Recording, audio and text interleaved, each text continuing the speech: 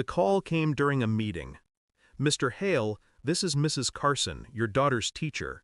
Your daughter fainted. You need to come now." Everything after that was static. The drive, the red lights, the pounding pulse in my throat. When I reached the school, my wife was already there, arms folded, eyes glassy but dry. The nurse spoke softly. "She's severely malnourished. When did she last eat?" "This morning," I said. Beside me, my wife went pale.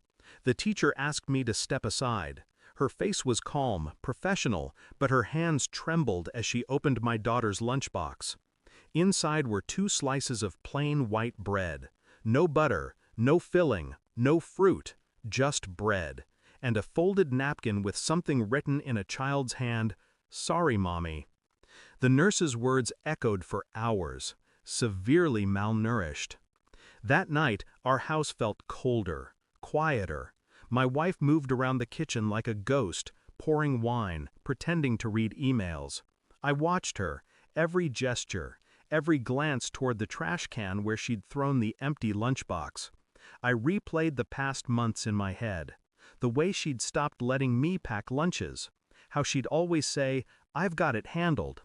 How our daughter had started asking, "Daddy, can I eat dinner twice?" Something in my chest twisted. When I asked her about it, her voice was steady, too steady. She's a picky eater, probably skips lunch at school. A lie. Small, but sharp. I'd spent years in the military. You learn to recognize deception, not by what's said, but by what isn't. So I said nothing, just nodded, and started watching. For weeks I played along, pretended to forget. Every morning she packed that pink lunchbox. I kissed my daughter goodbye, then left for work early, but I didn't go far. From the car, I watched her throw the lunchbox in the trash before school.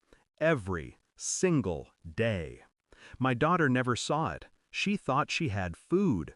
I started piecing together the why. Receipts hidden in drawers. Medication bottles for appetite control. A note in my wife's handwriting. "She's getting chubby. Control starts young."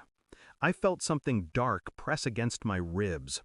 Not rage, not yet, just a quiet, growing disgust. I spoke to the school nurse, asked her to document everything, every weight check, every note. Then I installed a camera in the kitchen, motion-activated, silent, invisible. I needed proof. Not for me, for the day she'd try to twist it. Because she would. Women like her always do. It came on a Sunday morning. I was drinking coffee when my phone buzzed, a motion alert from the kitchen camera. I opened the video. There she was, my wife, pulling food from the fridge, sandwiches, fruit, cookies. She packed them neatly into the lunchbox. Then she took them out again, opened the trash can, and dumped everything in.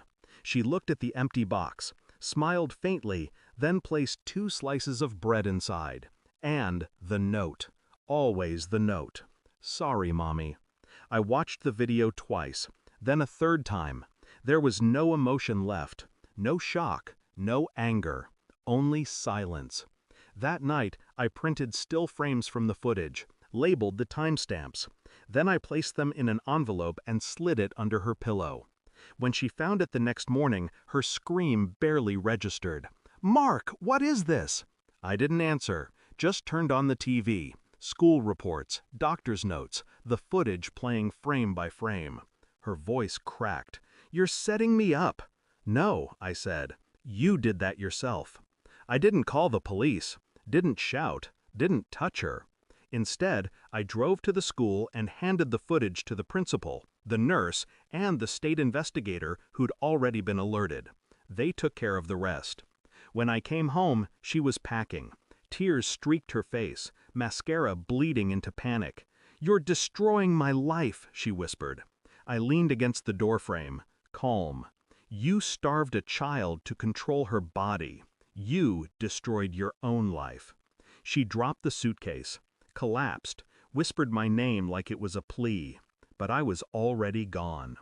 They called it psychological abuse through food deprivation. She called it love. I got full custody. My daughter eats now. She laughs louder, sleeps deeper. Sometimes she asks, "Why did Mommy hate me?" I tell her the truth, slowly, gently. Mommy didn't hate you. She hated herself. You were just near enough to hurt. At night, when the house is quiet, I replay the moment I saw that note. "Sorry, Mommy." I wonder how many times she wrote it. How many mornings she thought hunger was her fault. There's no rage left in me now, only clarity. People like my wife don't just lie, they rewrite reality, one small cruelty at a time. And when you take that power back from them, you don't need vengeance, just truth. Cold, unyielding, final. Because some punishments aren't loud, they're quiet, permanent, and deserved. Thanks for watching. Don't forget to like, share, and comment. Subscribe now to Cheating Stories Insight World for more amazing stories.